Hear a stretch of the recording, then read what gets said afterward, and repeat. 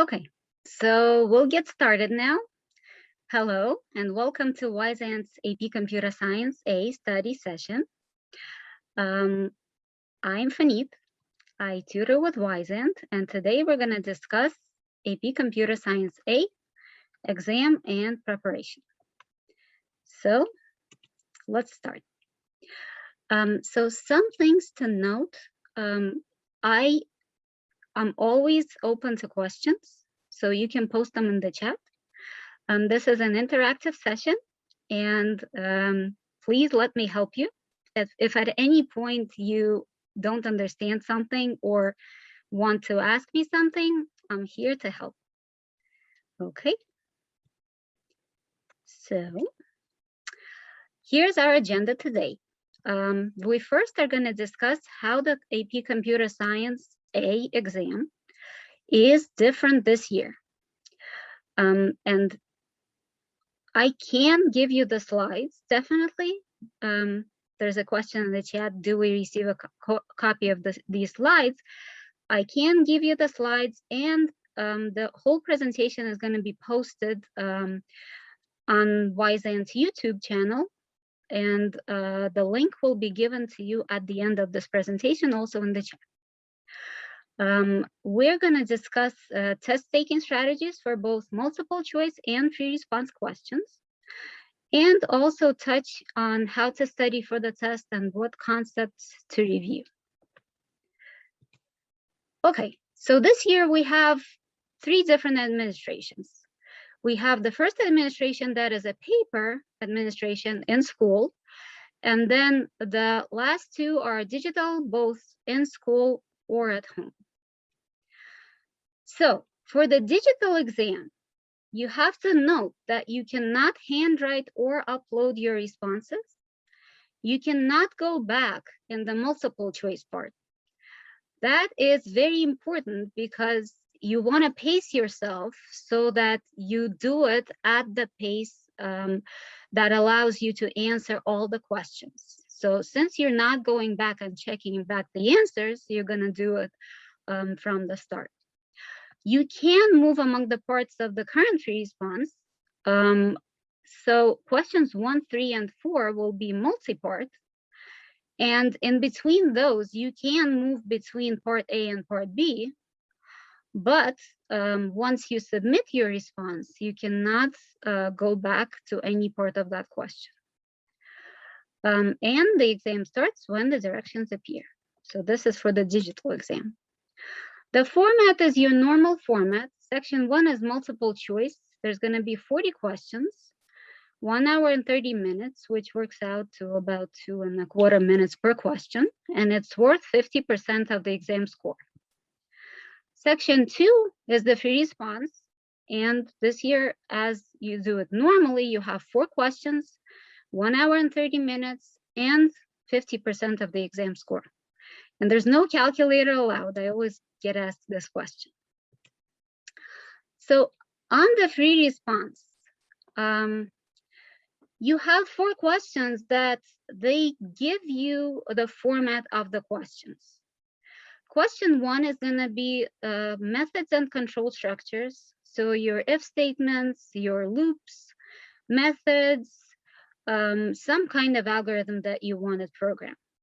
Question 2 is going to be dealing with classes. So this is the most difficult for people normally because it might be inheritance and you want to review for those as well. Question 3 is going to deal with array or array list manipulation. And question 4 is going to be a 2D array. So what's not on the exam this year? This year, you don't have interfaces and you don't have abstract classes.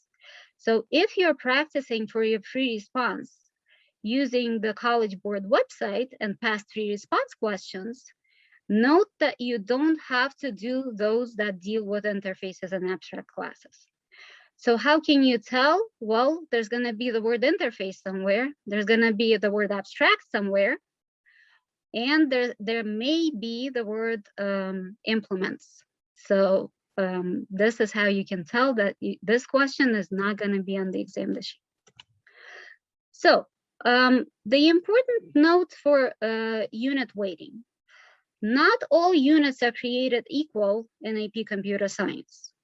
So you have your primitive types and objects, but the bulk of the exam is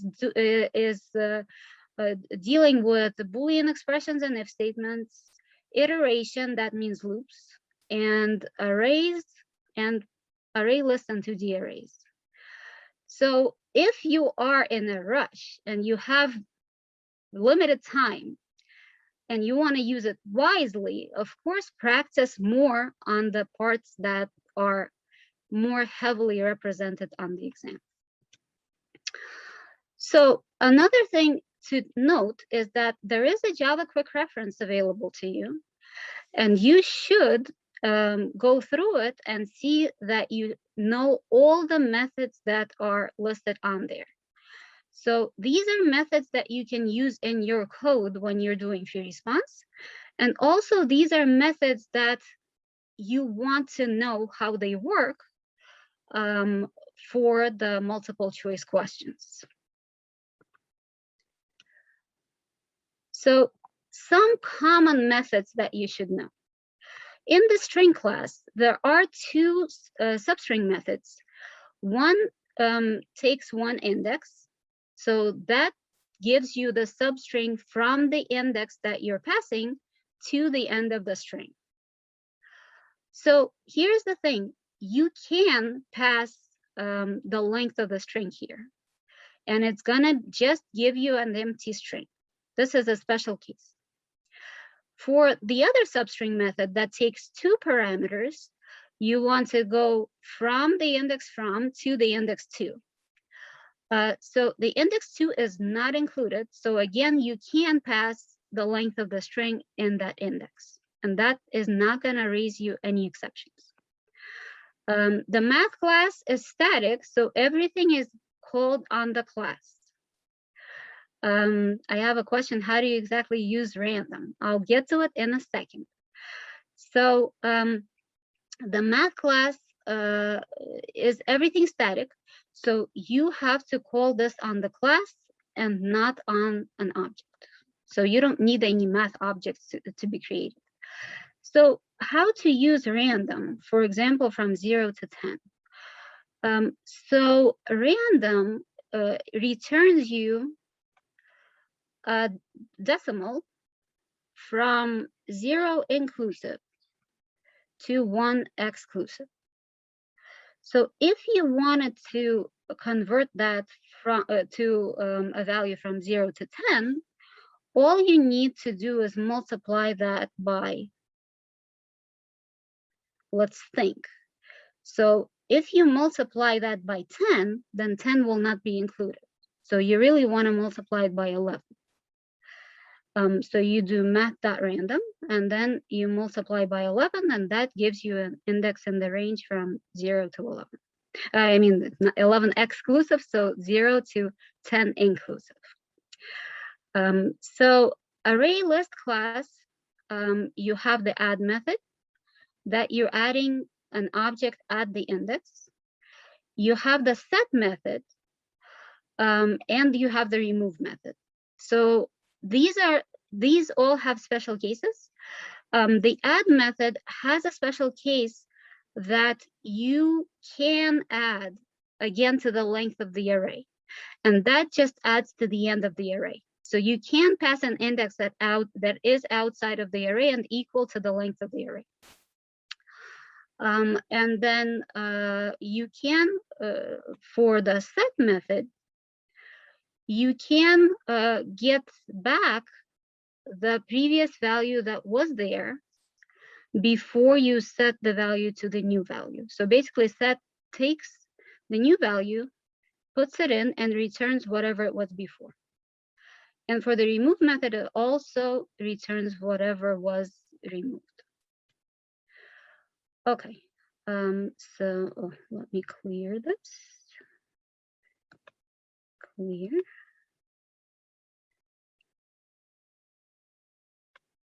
Okay. So you always want to answer all the questions. There's no penalty for guessing. And don't get bogged down by one question because you want to move somewhat quickly so that you don't, run out of time by the end of the exam. Also, don't assume that any code is implemented unless that is explicitly stated in the comments. Okay.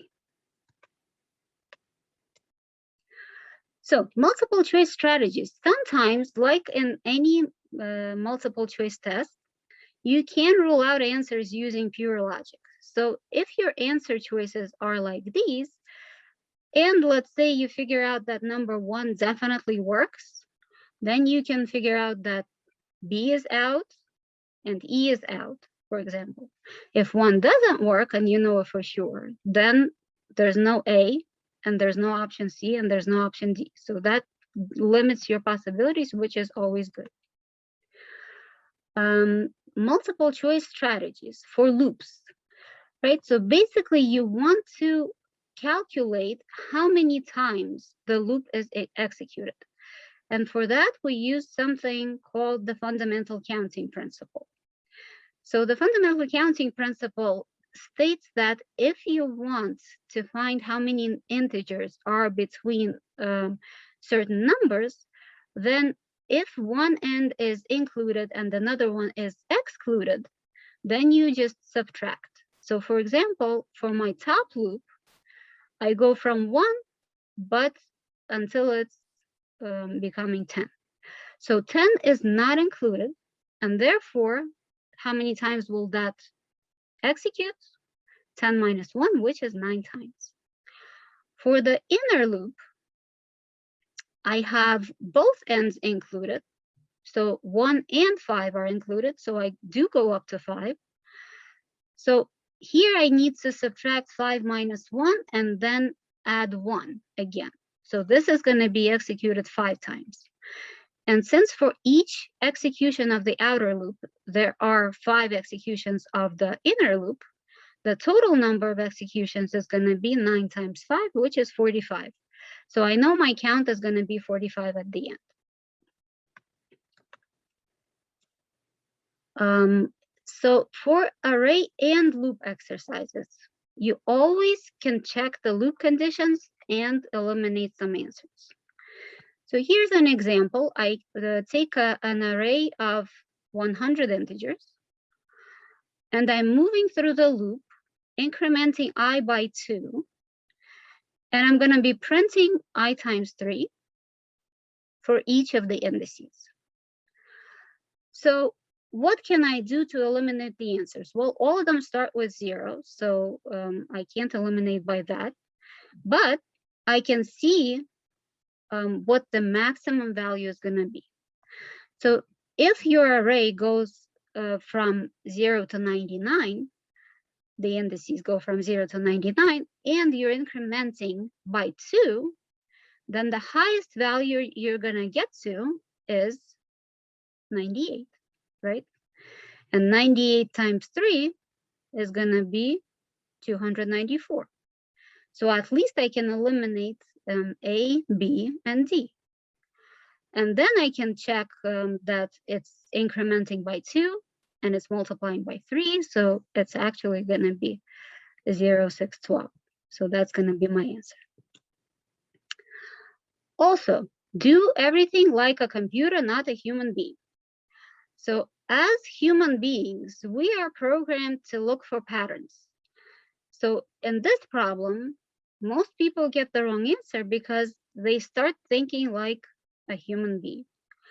So the logic is this. I get an array, 1, 2, 4, 6, 8, 10.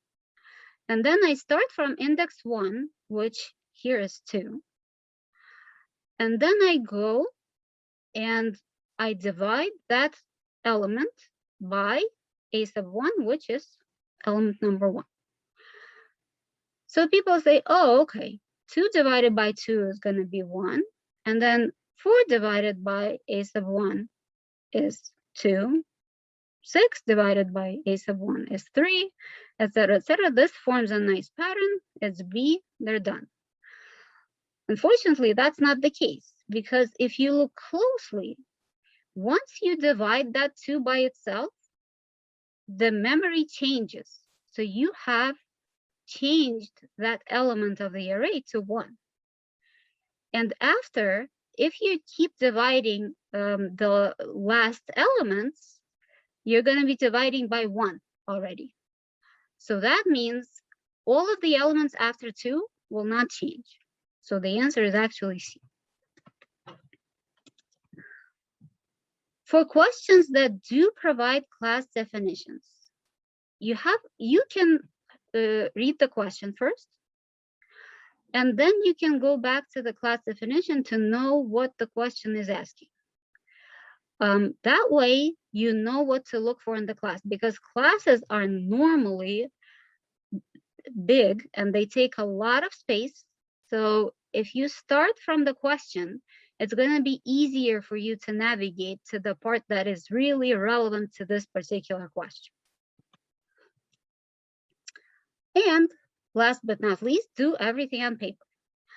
Especially for recursion, you want to do everything on paper.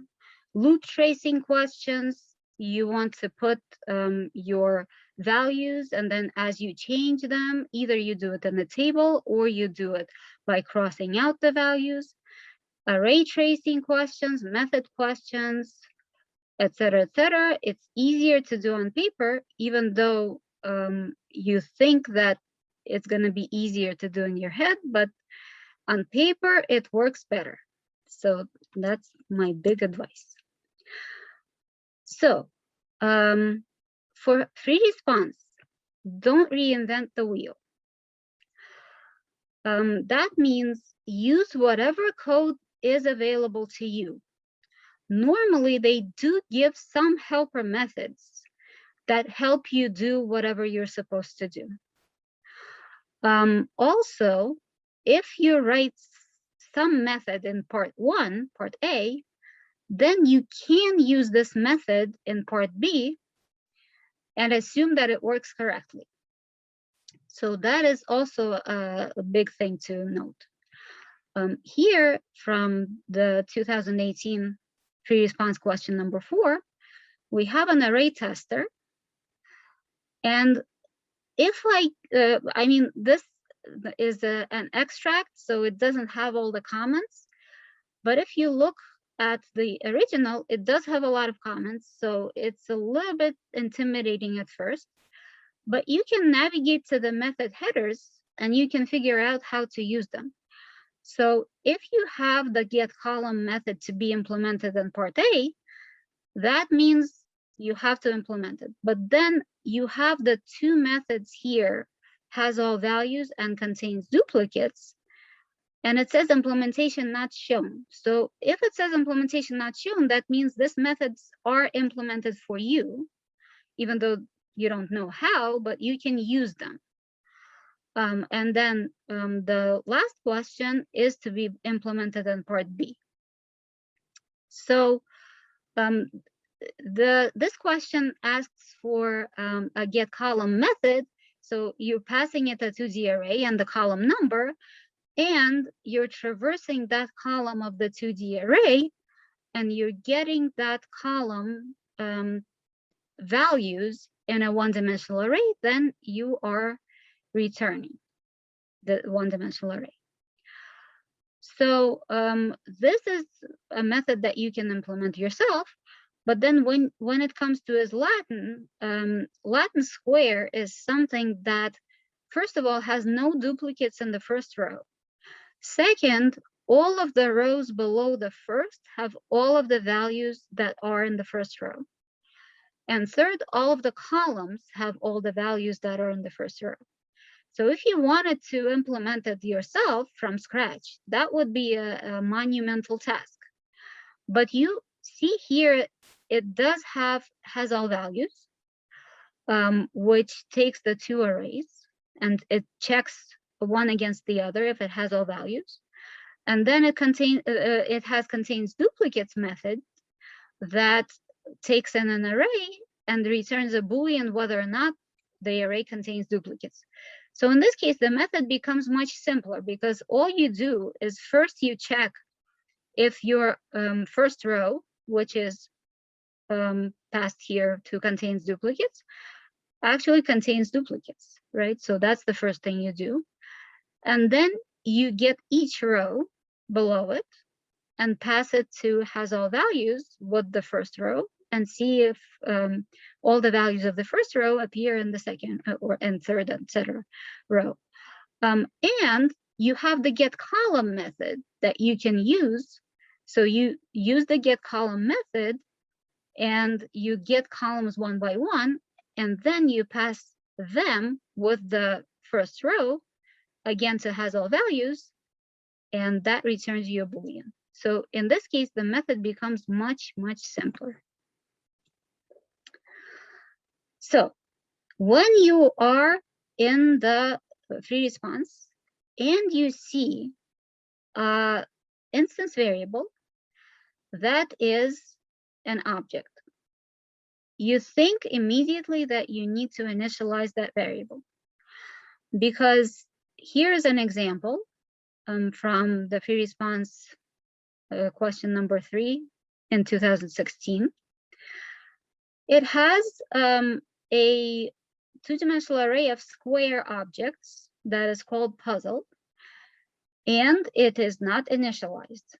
So the first thing it asks you to do is to create a constructor for this crossword class. So in this case, you should immediately think to initialize this variable. So you do equals new, puzzle equals new, and then you pass the length and the height right inside, and then that is 1 point on your question. If you have arrays or array lists of object references, it's hard to see really how it is in your head. So you can draw a picture to help you. So in this case, for this question from the 2017 exam, we have an array, 2D array that is filled with integers, and then you're asked to produce a two-dimensional successor array that has positions of the next integer. So if I have, let's say, a two-dimensional array with 6, where is 7 as a position object? So in this case, your elements are really position objects. So if you draw a picture like that, it's going to be easier for you to understand what's going on. Okay, so then once you wrote the method, what do? You always check if you did it correctly. Did you call the methods correctly? So you know that if you are in the same class, then you can call the methods directly. You cannot call them on any variables. If you are calling a static method, you have to call it on the class. If you're calling an instance method, you have to call that method on an object. Did you pass all of the parameters that were needed? Did you pass them in the right order? Did you return a value of the correct type? Does your method return from all logical paths? So if I have an if statement and inside the if I have a return, do I have a return outside so that any value is returned on all paths? Did you declare all local variables, right? So before you use them, well, skip some. Also, always check your loop conditions. Just like in the multiple choice, it's easy to get an off by 1 error in a loop, especially if you're traversing through an array and looking at a couple of elements at a time. So in this example, I start with I equals 0. So if my element at 0 is greater than, Something is happening. Hold on a second. That's my Wyzant. 1 second. Sorry about that. It was my Wyzant window. So let me share back my screen. Share back my screen.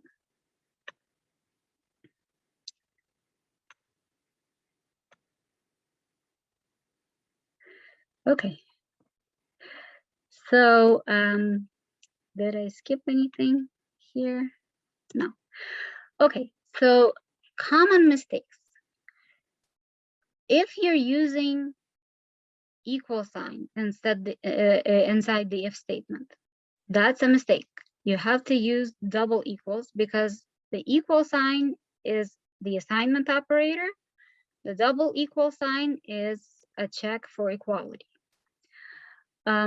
If you are in a toString, you're supposed to return the string that you're accumulating that represents your object and not print. So you will put the object inside the system at println, but you cannot print from the toString. Trying to get an element of an array list as if it was an array. Hard coding the values from examples. So let's say if you see an example of a two-dimensional array that is a 3x4 array, don't put the 3 and 4 hard coding the values because you have to account for all possible sizes.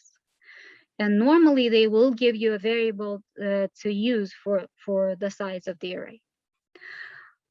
Incorrectly calling an array list constructor. So an array list constructor, let's say it's an array list of integer objects, you have to put that integer in triangular brackets. And then when you say equals new integer triangular brackets, many people forget the parentheses for the constructor. And calling methods as if they were variables. So if you have a method call, you have to put parentheses after it because you have to call it as a method and not as a variable. So some more points. You're not graded on the beauty of your code. And you don't need to make it particularly beautiful and appealing. As long as it works, it's good enough. Follow Java labeling conventions. So methods always start with a lowercase, classes always start with the uppercase, variables have camel case, and your normal syntax of the Java programming language. Comments are not necessary. That said, if you are looking for some sympathy points, you can add a comment, but normally you're graded on how your program runs and not on comments. Even if you don't know how to answer questions, let's say you have a two-dimensional array. Even if you put two loops that traverse through the array in the right order, that's going to be enough to score you some points. You're not expected to code any sorting algorithms or binary search, but you're expected to recognize and know how to trace them. Also, you're not expected to code any recursion, but again, you are expected to trace recursive methods as well. Okay, so now what concepts to review? Well, ideally, all the concepts that there are, but some bits and pieces that people sometimes forget are integer division, generating a random within a range, De Morgan's law for Boolean expressions, inheritance, search algorithms, a binary versus linear search, how the runtimes are different. Sort algorithms are selection sort, insertion sort, and merge sort. Those are the only three that you should know. and tracing your recursion, how to do it on paper. So how do you study for the exam? You can review the weighting of the topics if you are running out of time and focus on the topics that are weighted more heavily. Of course, loops, if statements, arrays, and doing everything like a computer. Past free response questions are available on College Board, so don't do those which are outdated, like interface questions, abstract class questions, and the grid world case study that they did away with some years ago. So I think that's all I have. So let me open up for questions. Please put your questions in the chat and I will try to answer them.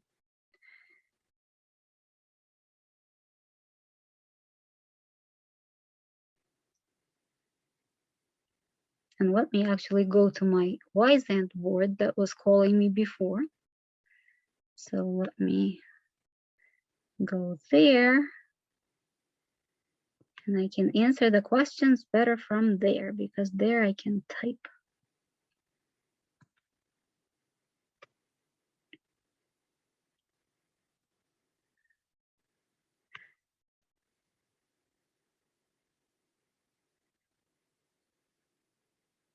Do subclasses inherit the constructors of a superclass? That's a very good question. Constructors are never inherited. What is inherited are only public variables and public methods. Static variables are not inherited and constructors are not inherited either. Any other questions?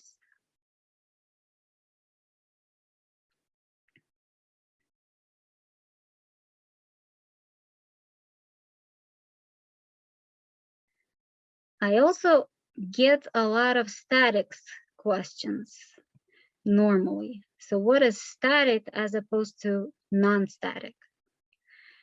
So a static method, let's say, is called on a class and not on an object because it does not need an instance of an object. Statics live somewhere else in the static space. So you can call static methods directly on the class. And the good example of that is the math class, right? Everything is static on the in the math class. So you can do math.py or math.pow or sqrt.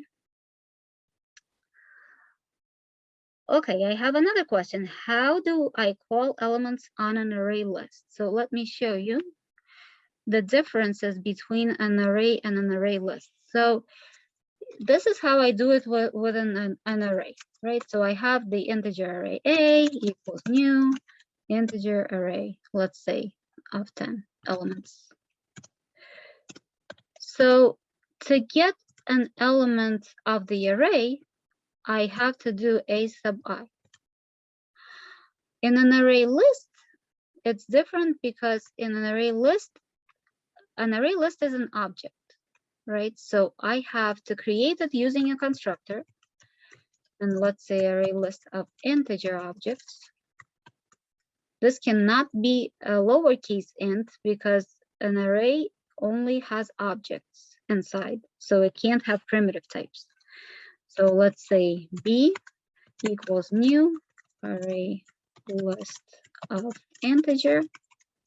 Here I have to put parentheses because this is my constructor call. So how do I get an element of the array? I have to say a.get. I use the get method of the array list. And I pass it the index I. Okay, I have to, do we have to know hexadecimal? No, you don't need to know hexadecimals anymore, and you don't need to convert binary into decimals and back because that material moved into the computer science principles course. Okay, I'm confused about how to use this keyword. Okay, so there are a couple of uses for the this keyword. Let me show you both. Let me erase this. So the this keyword is used for a couple of things. If I have a class, let's say public class student,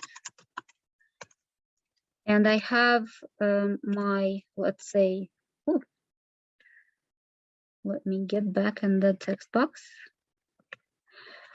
I have my private string name. So the first use for this is if I, let's say, have a constructor. So public student.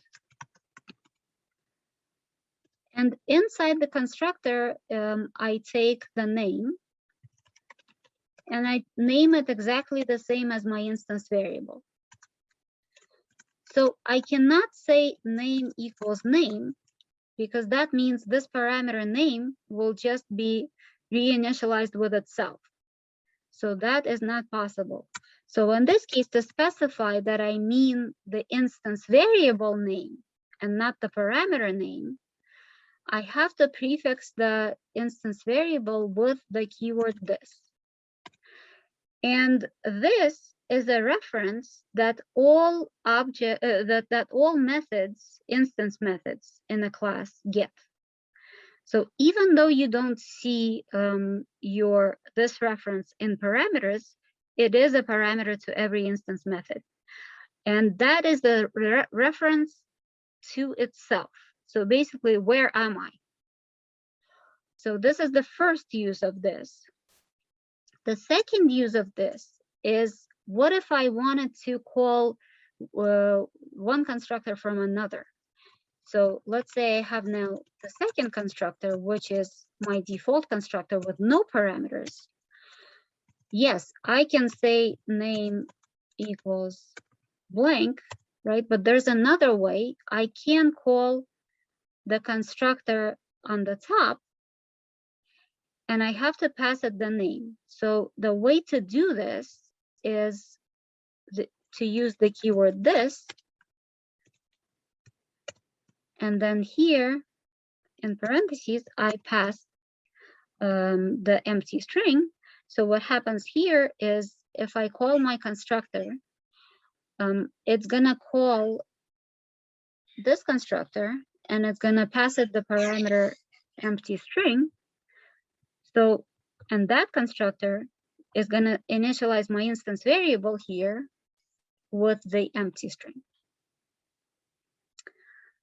How do I call elements of 2D arrays? Okay, so 2D arrays, let's say again a 2D array of integers equals new. So let's give it the length and the height. And now, let's say I wanted to traverse all of the elements. And here there will be some code to initialize the array. But let's say I wanted to traverse the array and access all of the elements, and let's say print them out. So since it is a two-dimensional array, I have to have two for loops. So the outer for loop is gonna iterate between my rows. So my row starting with 0, r is less than a dot length, and in a moment I'll show you why that is, and then r plus plus. And then here inside that, I will have to iterate through all of the elements of each row. So I will do that by using int column equals 0, column is less than. So here I will do a sub 0 dot length, and I will show you again why that is, and C++. And then here I will just do system.out.println. So to access the elements, I need the two indices, the R and the C. So the row number and the column number.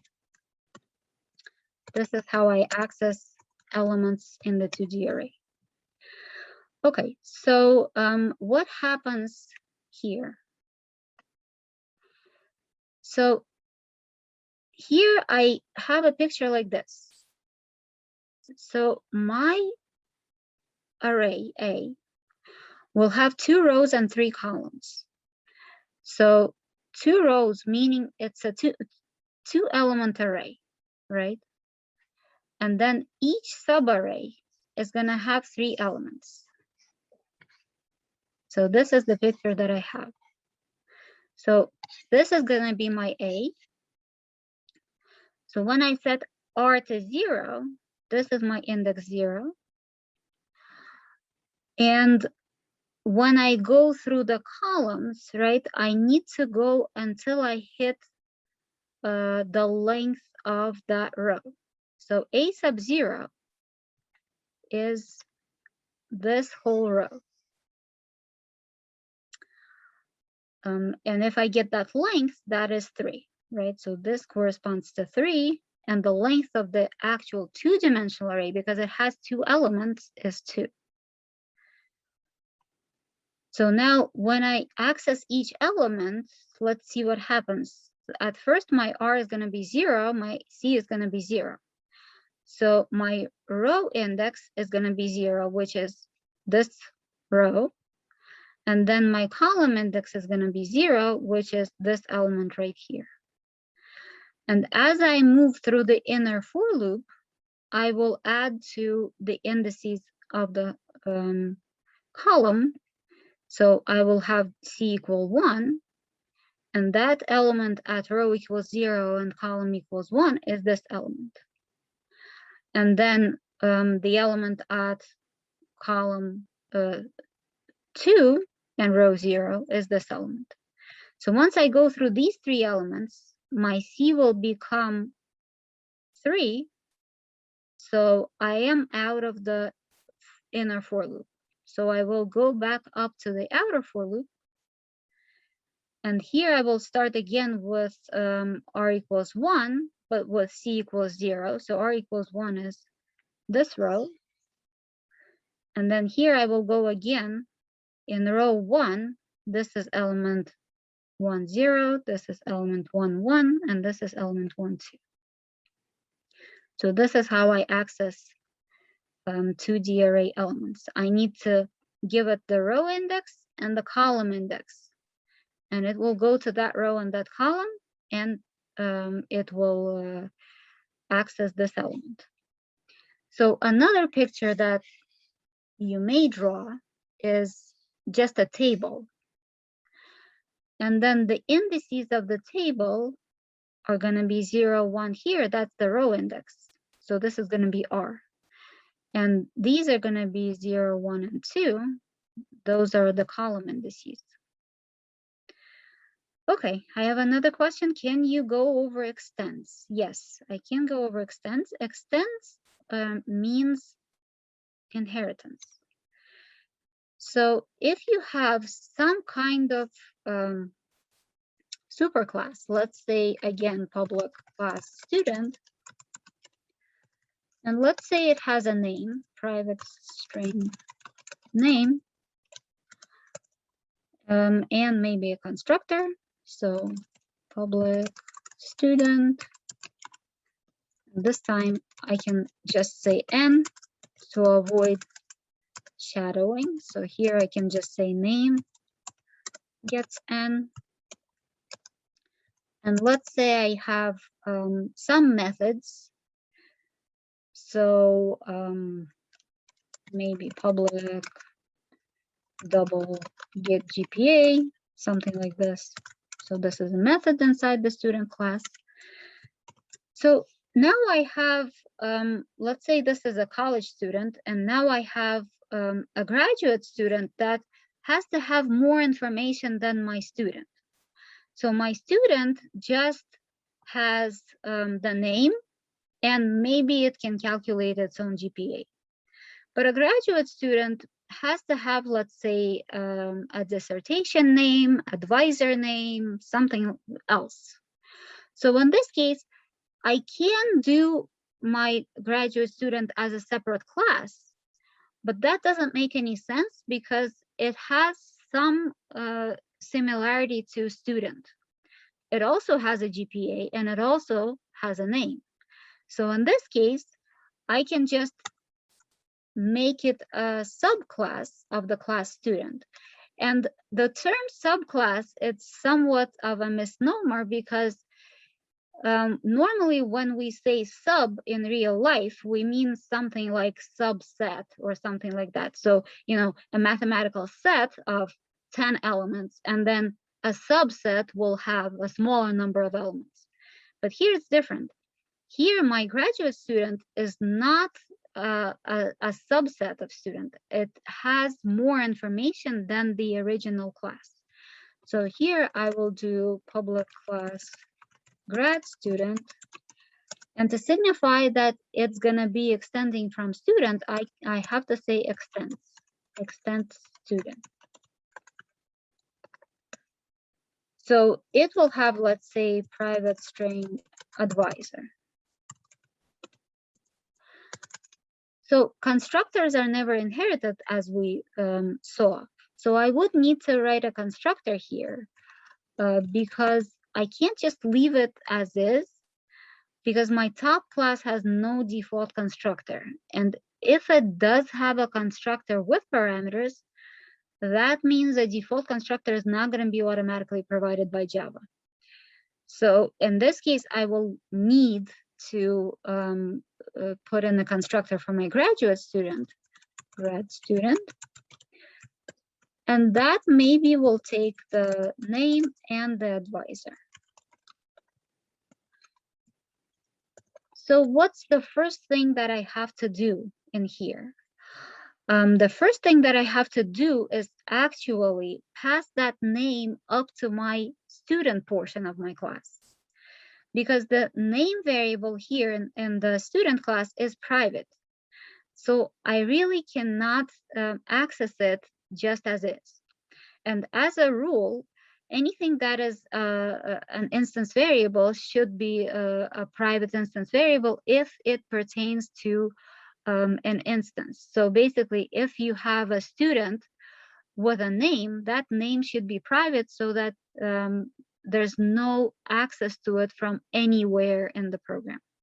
You can just access it through the class itself. So here I would have to call the super class constructor by using the keyword super and passing that name in. So this will initialize my variable name up here. And then I can initialize the advisor with a equals a. So on my graduate student, I can call all the public methods that I can call my student. So if I have a graduate student object, I can call the getGPA method. I can also add some methods to the graduate student, and then I can only call them if my object is really a graduate student, not a student. Okay, I have another question. If there is a question on the test that asks to do subclasses, inherit subclasses, and methods. Subclasses, inherit subclasses, and methods. Would it be, oh, superclass methods and variables. So public, only public methods and variables, not private. That would be the answer. Okay, any other questions for me?